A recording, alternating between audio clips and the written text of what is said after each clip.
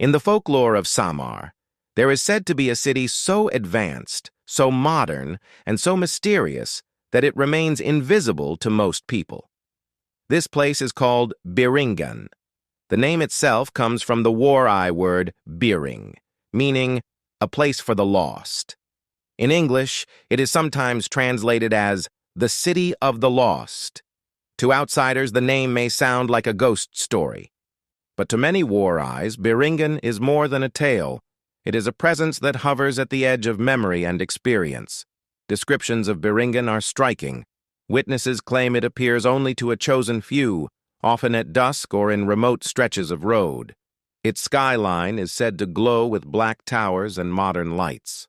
The streets are paved, the vehicles glide in silence, and its inhabitants, believed to be encantos, are beautiful, almost indistinguishable from humans, except for one detail.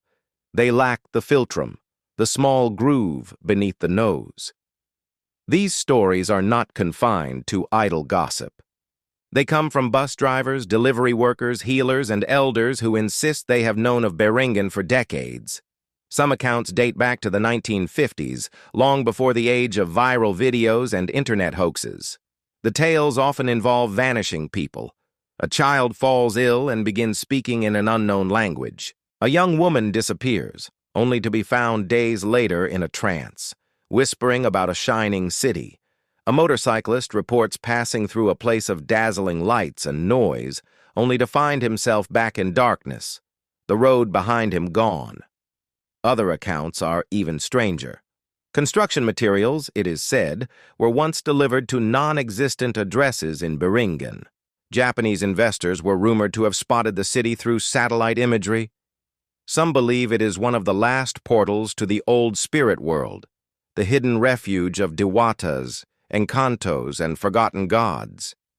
And yet all of these stories are told with the cautious qualifier Dao, so they say.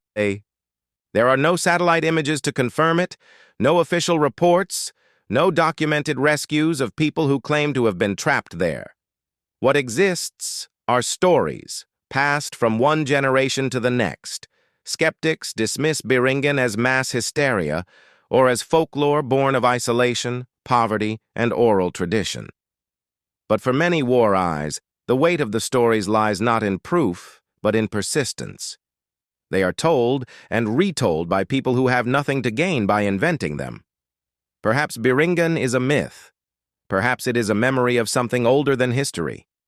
Or perhaps it is a metaphor for the Filipino condition itself, the ability to live in modernity without discarding the mysteries of the past. In the end, Biringan endures not because it has been proven, but because it continues to be believed.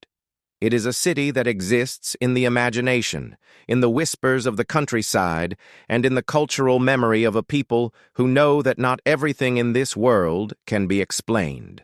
Thanks for watching.